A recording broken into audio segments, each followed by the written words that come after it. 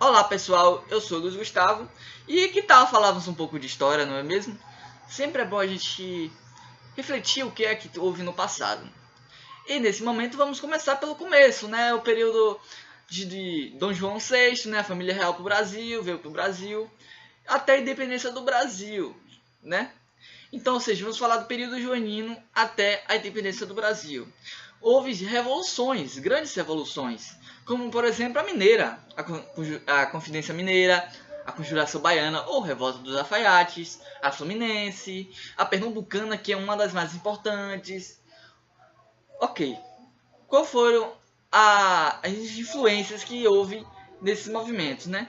A crise econômica, né? O declínio da mineração, ideias liberais do iluminismo, né? Então as ideias iluministas já estavam propagando, né, nesse período.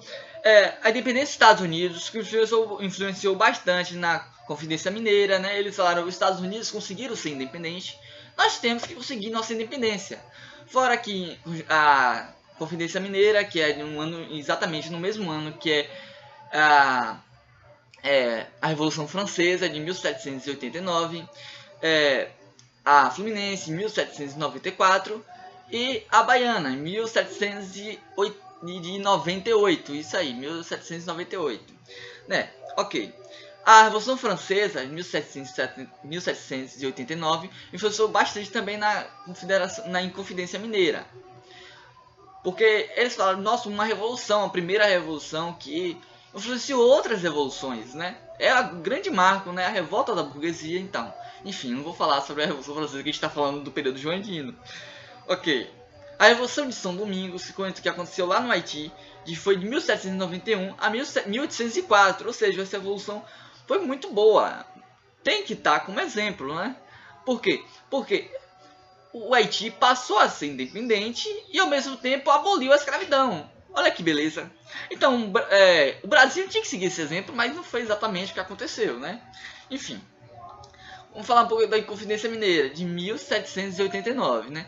A Confidência Mineira, ela era formada pela elite, né? O caráter político era conservador, então eles não eram abolicionistas, eles queriam ainda a escravatura, que era formado pela elite, grandes elites. Então, os grandes latifundiários que tem escravo que naquela época tinha escravo para café, para cacau, para algodão, para grandes coisas. Então, eles não queriam deixar isso de mão. E o movimento entregado pela elite, né? Então, e a independência do Rio, eles queriam a independência do Rio de Janeiro e de Minas Gerais. Porém, ela foi batida, não deu muito certo, nem saiu do papel, no caso, né? Nem saiu do papel, porque houve sim nesse grupo um traidor que devia a coroa. Então esse traidor, para quitar sua dívida, ele ele integrou, ai meu Deus, ele deu todos os nomes dessa revolução para a coroa, e aí sua dívida foi quitada. Desse movimento aí que veio o Tiradentes, né? O grande herói, né? Enfim, esse cara foi um grande traidor. Grande parte dessas pessoas que participavam foram alguns mortos, outros exilados. 1794, membros da Sociedade Literária de Rio de Janeiro foram acusados de conspiração contra a coroa. Foi o que eu falei. Julgados e punidos. Ok. Agora a Revolução Pernambucana, essa saiu do papel, uma das mais importantes. Essa saiu do papel, mas também houve grande repressão e não deu muito certo. Deixa eu virar aqui meu caderninho. Sim, a Conjuração Baiana, a Revolta dos Alfaiates, essa aí foi de cara logo acabada, né? A coroa nem deixou mesmo. Por quê? Por que não deixou? Porque, diferente da Conjuração na Inconfidência Mineira, a Conjuração Baiana, ou Revolta dos Alfaiates, era formada por grupos médios, ou seja, ex-escravos, artesãos e pessoas que não tinham grande influência na política, né?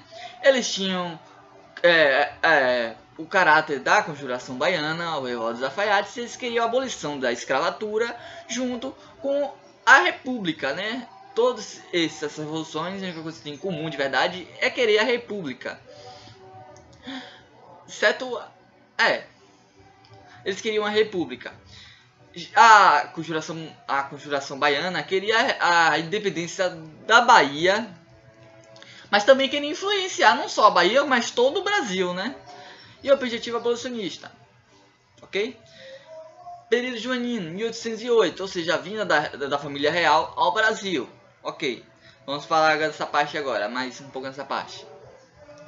Vinda da família real, 1808, ou seja, quando a família real veio para o Brasil que tinha a capital de Salvador, passa a ser capital Rio de Janeiro, com a família real. Abertura dos portos, né? O que era essa abertura dos portos, né? O Brasil, ele era colônia, e ele tinha um pacto com Portugal. Então, se o Brasil vendesse, como por exemplo, o algodão, para querer espalhar para o mundo, ele tinha que passar para Portugal com um preço muito baixo. E aí Portugal ia vender, por exemplo, passar o negócio para Portugal, e Portugal ia vender para a Inglaterra por um preço muito maior. Por exemplo, o Brasil vende por 5, ele vende por 50 e Inglaterra compra por 50 e depois troca. Por exemplo, a Inglaterra pega e faz uma camisa. Essa camisa volta para Portugal, antes de passar para o Brasil, volta para Portugal. Digamos que a Inglaterra vendeu por 300. Quando ela é vendida para Portugal, quando vai vender para o Brasil, vende por 500. Então, o Portugal era muito, digamos, ele aproveitava muito dessa situação. Então, com a abertura dos portos, isso para de acontecer, né? O pacto colonial que tinha aí para. Ou seja, o Brasil pode vender diretamente para Portugal, para a Inglaterra. Pode vender, né? Ou seja, ele que vendia por 5, vende por 30. E aí, Inglaterra vende um pouco mais para Portugal. Aumenta um pouco o lucro, já que... Não, ele vende por 350. Antes, o Brasil comprava por 500. Então, isso ajudou ambos os países. Só Portugal que ficou um pouco ruim nessa situação aí, porque ele que era grande favorecido. Tá. A conjuntura política europeia do início do século XIX, né? A era napoleônica, que é um dos motivos da família real vir para o Brasil, né? O grande ultimato. Era napoleônica de 1799 a 1815. E deu grandes processos de indústria, né? O bloqueio continental, que foi um ultimato que Napoleão falou: Portugal, você vai parar de ter relações com a Inglaterra se você continuar tendo relações com a Inglaterra. Meu exército, que é o melhor exército do mundo, vai invadir e vai tomar Portugal pra gente, cara.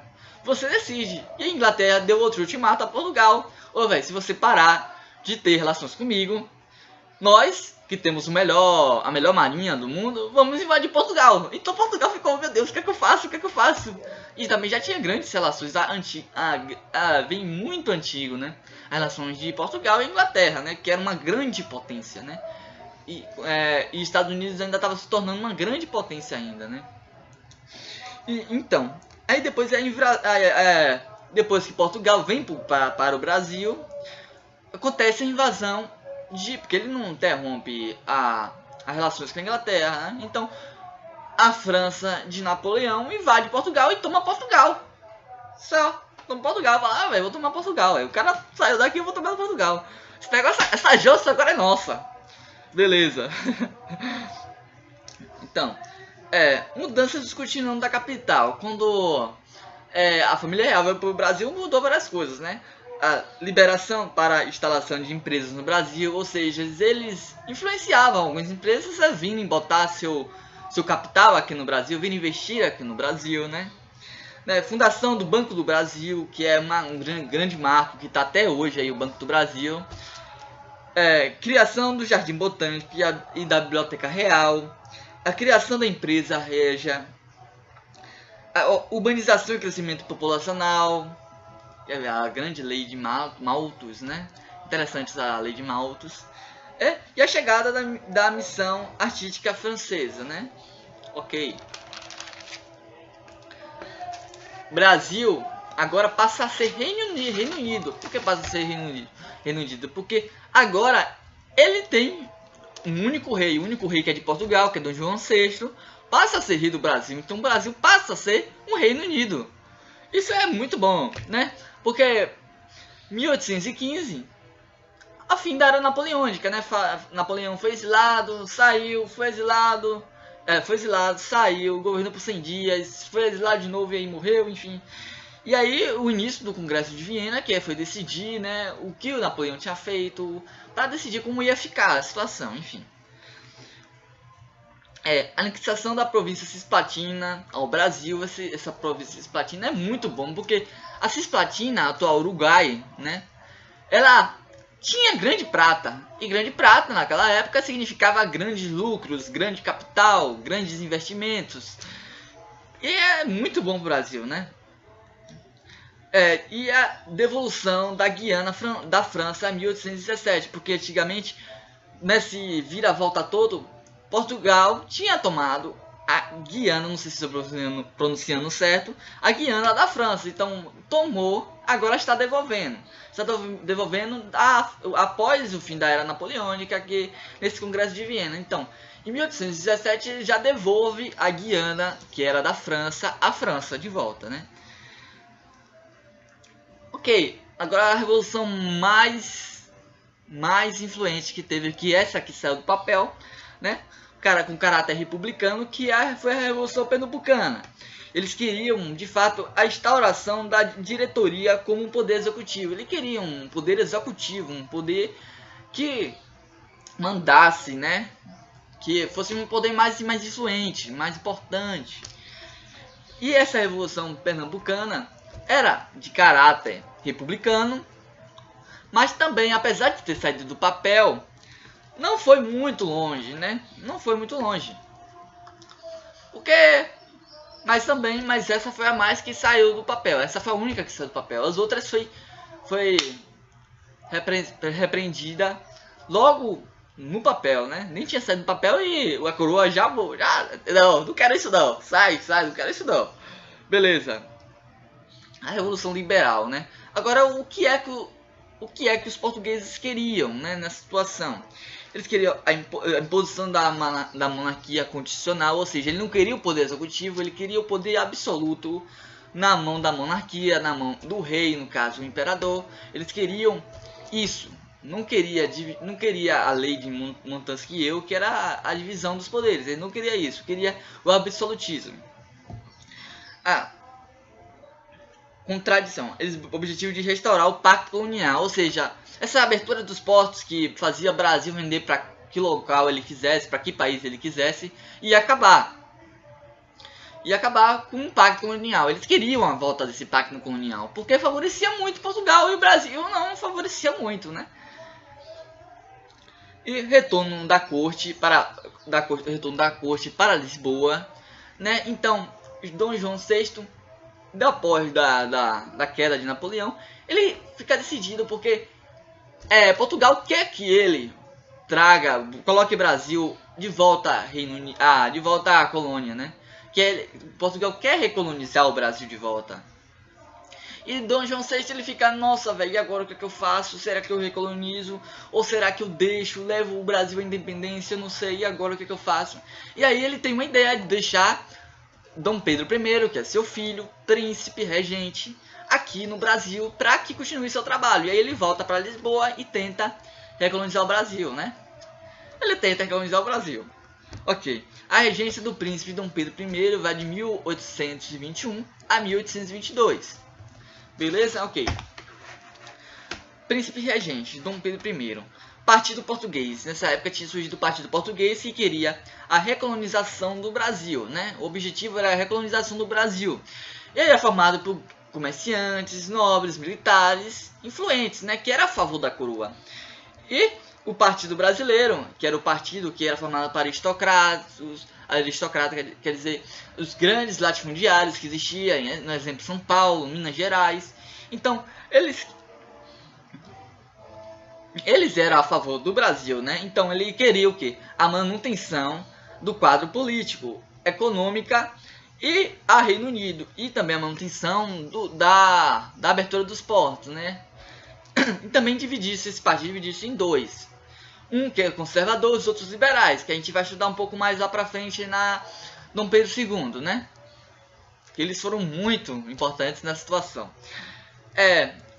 Os conservadores de José Bonifácio, eles eram republicanos e ao mesmo tempo escravocratas, porque eles não queriam eles não queriam perder sua mão de obra, né, que eram os escravos. Então eles que tinham grandes plantações de café, de algodão, de cacau, de cana-de-açúcar, enfim, eles não queriam perder essa mão de obra gratuita, mais ou menos, que eles pagam pelo escravo, né?